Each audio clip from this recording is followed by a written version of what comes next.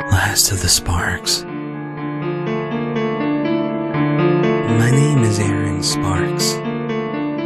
Back in February 2008, I decided I needed to change my monotonous life. Whether that change would come in the form of a new job or a new toothbrush, I didn't know. I was never the most adventurous person. I've always found it difficult to veer away from my comfort zone, and the limit of my existence usually depended upon which book I was reading at the time. It took me a while to realize that most of the happiness in my life was derived from works of fiction, from stories I often found myself lost in for days at a time. I was an avid bookworm, as miserable an expression as that is. Once I realized my true outlet, I immediately knew what I wanted. I purchased a small shop, quit my boarding job, renovated the building, and transformed it into a bookstore. I'd never been happier. The next 2 years were the best of my life. The store had become a huge hit with the locals. My perspective on work had been completely altered. I was feeling genuinely happy for the first time since my childhood. It was during the winter of 2010 that she walked into my store. She stepped inside out of the snow and approached me with a large bin bag. Etchings of age covered her pale face and hands. She must have been at least 80 years old. Slamming the bag on the counter, she simply said, "These are for you." I looked inside the bag to find a selection of some of the greatest novels ever written. "Why?" I asked, confused. "Do you want money for these, or some kind of book trade?" "No, they're yours to have," she said. "Take them." A feeling of unease swept over me as I stood in the woman's presence. Her dirty gray fringe slightly concealed her face as a cold gaze met my vision. "Are you sure you want me to have them?" I asked. "Wouldn't you rather sell them?" "No, I have no use for them, or for money." "Okay. Thank you. What's your name?" "Lucy." She departed from my store shortly after muttering her final words. I found it all too strange that somebody would give away such great books for nothing. But I suppose some people are just nice. I made my way home that night and took the books with me so that I could go through them.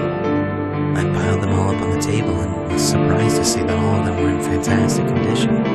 A couple of them seemed to be first editions, and others were versions I had never even seen before. It took me a moment to realize it, but the novels that I was looking at were not as I had remembered them to be. The first book that I picked up was The Green Mile. On the cover there was an image of John Coffey, smiling and holding two dead naked girls. I opened it up and flipped through the pages. In this version of the novel, he was in fact guilty of the rape and murder of both children. I made my way to the end of the book and read through the execution scene. All of the officers who had originally grown to love John Coffey in the original novel were now laughing uncontrollably and screaming racial taunts as he was being executed. My eyes had seen enough, and my stomach had felt enough, too. The next book I picked up was The Catcher in the Rye. The artwork upon the front page seemed to be of a dead body splattered on the street, as seen from an aerial perspective. I flipped through the book until I reached chapter 14. After Holden Caulfield speaks of messing with the idea of suicide, he suddenly breaks down in tears and jumps from the window, cracking the skull on the pavement below. The book abruptly ended after that. I then picked up Lord of the Flies. The defining image of this novel was of a large child with the face of a pig. He was covered in blood and surrounded by decaying corpses. After thumbing through a few pages, I reached a point of the story in which Piggy is described as being non-human, vicious, and a hungry animal. A chapter or so later, Jack insulted Piggy, which led him to lose his temper and rip Jack apart. proceeded to kill and eat the rest of the children. The remainder of the book was the same line repeated over and over. Mickey sat alone on the island, waiting for death.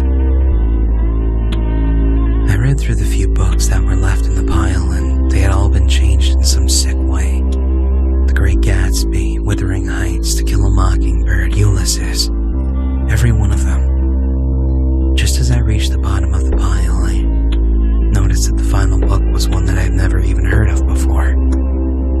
It was called Last of the Sparks. Considering the contents of the other books thus far, I found the inclusion of my last name in the title unnerving. Still, it was just a book. The cover was of 6 gravestones, with words too small to be read, etched into the granite. I looked at the top corner of the book and noticed there was a sell-by date on it. June 4th, 2013. I nervously opened it up to the beginning of the story. Chapter 1. Alice Sparks. My stomach dropped as I read my mother's name upon the page. I felt dizzy and confused as I anxiously made my way through the chapter. It seemed to detail a regular day in the life of the character. That is until I reached the last page. Alice was crossing the road when the heel of her shoe broke, causing her to fall. She didn't get to her feet fast enough and a speeding car struck her, puncturing both of her lungs. I felt sick to my stomach. I put the book down and went straight to bed, hoping for some sleep. As it turned out, that was wishful thinking. I lay awake for most of the night as innumerable questions ran through my mind. By daybreak, I had managed to get a couple hours of sleep, but only after I spent an hour convincing myself that there was nothing to worry about. It's just a book, I told myself. It's just a book. The next morning when I got to work, I was feeling worse for wear.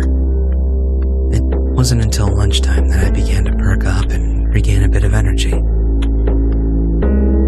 the phone rang. I answered the call, and I heard my father sobbing on the other end. I immediately knew what had happened. I closed the shop and ran to the hospital, but it was already too late. She was gone. The victim of a hit-and-run driver going 60 in a 35, they said. I spent the next couple of weeks helping take care of my dad. Me, my brother, and my sister stayed with him in turns and looked after him. We all looked after each other. It wasn't until a few months later I picked up Last of the Sparks again. It had scared me so much the last time that I considered tossing it in the trash. But I never did. Rather, I felt strangely compelled to hang on to it. I opened the book up to page 37. And there it was. Chapter 2. Patrick Sparks. The story was more of the same. A day in the life of a man that bore my father's name. It documented an ordinary day. Ordinary, that is, until the part where he shot himself in the kitchen whilst on the phone with his son. Suddenly, I was possessed by an urge to run to the phone and call my father, to speak with him, comfort him. But then I realized what I may be doing. Before I had the chance to hang up, someone picked up on the other end. Then he was gone. I got my black suit and tie out once more and repeated the same process for another parent. It ruined us all. After the funeral, I refused to touch the book. What if I caused these deaths by reading it? I couldn't go through it all again. But on Christmas Eve of 2011, I got a phone call from my brother's wife, Heather. Will had been putting up Christmas lights on the roof when he slipped on a patch of ice-coated shingles and broke his neck. He died almost instantly, the coroner said. I lost it. I threw the phone at the wall and began to sob into my sleeve. Anger took the pain away for a moment, long enough for me to pick up the book and read through chapter 3. It was exactly as Heather had described. I fell asleep and woke up the next day with the book still on my lap. I decided to read ahead and discover who would be the next to go, whether it be me or one of my sisters. Whoever was next, I was determined to warn them, or give myself advance notice, as the case may be. I turned the page. Chapter 4. Mary and Sarah Sparks.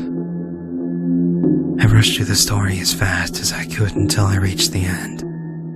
Both my sisters and their partners would drown in a lake after colliding with another car on a one-way bridge. That same sickly feeling overtook me. I met with my sisters later that day to exchange gifts, and I told them as calmly as I could that they ought to be careful while driving. I tried to sound as sincere as possible as I mentioned the lake, the bridge, and even the fact that all 4 of them would be in the car at the same time. Of course, they didn't take me seriously, chalking up my apprehension up to fears of losing more loved ones. But at least I told them. Mary and Sarah drowned 8 months later in August 2012. Following the funeral, I picked up the book and turned to the final pages. Chapter 5. Aaron Sparks. But I didn't read it. I decided I'd rather not live in fear for who knows how long. So I decided to save it for a later time. After all, there was a sell-by date on it for a reason. Everything has been normal for the past 5 months or so. I've lost interest in reading, though, so I'm back to my old miserable self. I questioned myself every day as to why the old woman was doing this to me. But it doesn't matter. It's all gonna be over soon anyway. I've just finished reading the final chapter. It's June 4th, 2013, and I'm sitting in my basement, waiting for her to arrive. That's the way the ending goes.